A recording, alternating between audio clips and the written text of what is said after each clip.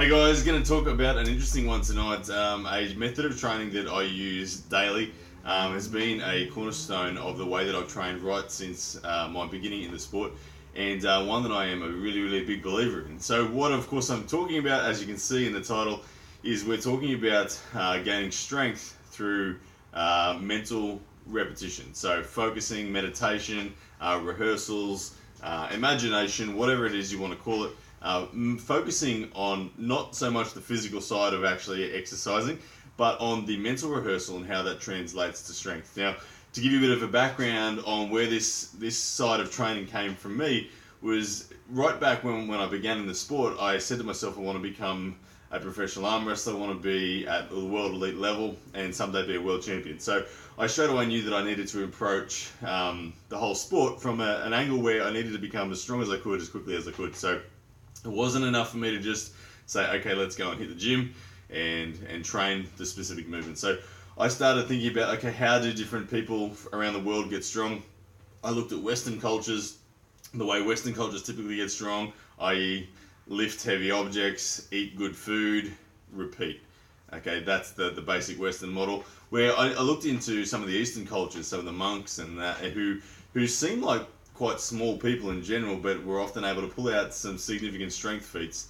And I was really curious as to how the monks and different Eastern cultures go about using meditation to actually gain strength and toughness and conditioning in specific movements, even though physically they might not look like they're generally able to achieve it. So, look, combining those two thoughts, I went in with the mindset of saying, look, I don't necessarily know what is going to be the best method, but what I am going to do is investigate all methods and try to come up with a combined result that is going to give me tremendous sort of progress. So specifically, what I did, I managed to find a case study. I'm sorry I don't have a link to the case study. I read this maybe 5 years ago, and I don't know where the link's gone, but I read a case study that talked about the value of mental rehearsal. They broke it down, and the movement that they were testing, they took 40 people, and in those 40 people, we broke them up into 4 groups, and the movement that they were measuring was hip abduction. So I know you can't see my leg there, but just lifting your leg directly up to the side in that sort of motion, hip abduction. Okay, so typically that movement isn't a movement that most people are naturally going to be strong at or have really undertaken much before. So the 40 people that they grabbed were 40 just standard people. They weren't athletes. They weren't in any way or shape or form particularly strong people. They were just 40 standard average people. Okay, they broke them up into 4 groups. The first, they measured all of their initial efforts on hip abduction, where their failure point was. Okay, they then took the first group. They said, you guys are going to be the control group. We want you to go away for 6 weeks and do nothing. We'll see you guys back in 6 weeks. Okay, so that group went away, did nothing, came back 6 weeks later, measured their hip abduction again. And what did they find? They found that group improved about 6%. They put that down to competitive nature of humans, just wanting to be able to beat what they did last time. No other reason why other than just, let's beat what we did last time. So 6% gain there. The second group, they asked them to do physical exercise. They wanted them to do 3 sets of 10 of hip abduction every day for 6 weeks. Okay, this group went away, did the 3 sets of 10. They actually physically trained for 6 weeks straight using hip abduction very specifically. They came back and they had like a 26% gain on their initial movement. So obviously a very good result. 26% strength gain over 6 weeks on a brand new movement, hip abduction. Outstanding. They then took another group. They said, look, we don't want you to do any physical exercise. We just want you to simply imagine doing 3 sets of 10 daily. Now, when we say imagine it, we want you to sit down and fully imagine it, go through each rep as though you were actually doing it. Sit there, close your eyes if you need to, whatever. Imagine being in the gym, doing the full 3 sets of 10.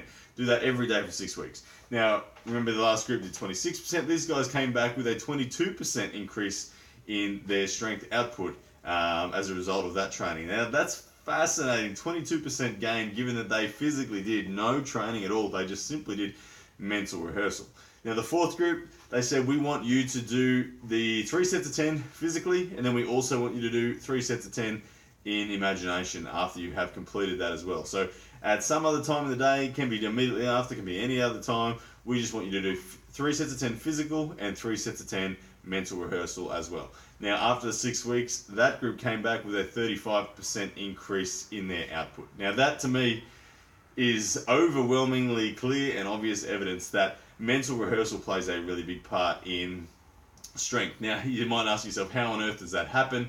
What I believe it comes down to is the neurological efficiencies, okay? The study did go on to make a sort of prediction and conclusion that on an untrained movement, when somebody tries to do a maximal effort on it, that the muscle fibers themselves are very, very inefficient. Yes, they are all kind of turning on, but they're not all turning on in an efficient manner for a common cause. They're kind of all messily turning on, fighting each other, and as a result, the movement isn't particularly strong.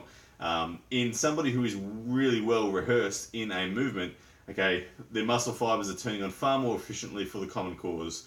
And that's why we can see people like gymnasts, dancers, any sport for that matter. Any sport's elite athletes seemingly are able to do unbelievable feats of strength within that discipline because they have mentally and physically rehearsed those positions so many thousands of times that their body truly knows how to do it. Like a power lifter is no weaker. In fact, they're probably stronger in a raw power sense than, say, a gymnast or a dancer. But that gymnast and dancer can control their body, can do a handstand, and seemingly control their legs and their core with utter control and absolute balance. And a powerlifter, you try to get a powerlifter to do a handstand and control his core and his legs, no chance it's going to happen because the brain has no idea how to efficiently contract the muscles to get that result. Okay, even though the powerlifter is well and truly strong enough. So how do I draw this all back to arm wrestling? For me, I mentally rehearse massively. Okay, physically, yes, be in the gym as often as you can, that's great.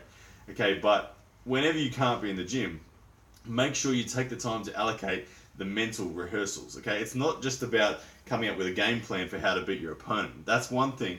This is about getting stronger. This is about increasing your neurological efficiency on a particular movement. So like I know literally one exercise that I do every night when I go to bed. As soon as I decide I am actually going to fall asleep now, I fight that happening. I try to stop myself from going to sleep, and I try to think of any angle that I want, whether it's cupping, pronation, supination, chop, rise, whatever it is.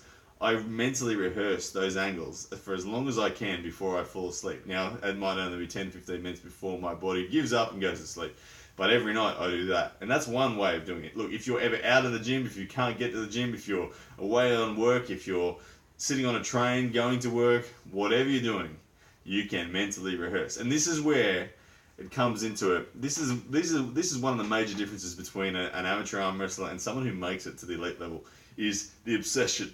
The obsession required to go above and beyond. Like most people could not be bothered thinking about the arm wrestling this often. But if arm wrestling is what you want to do in your life, if you want to become one of the greatest arm wrestlers of all time, you need to be what other people would consider obsessed. So that's my rundown on the mental rehearsal thing. That's why I do it. That's why I love it. Hopefully it's something that is of value to you as well. Give it a go. See if you can improve your strength simply through mental rehearsal. Cheers, guys.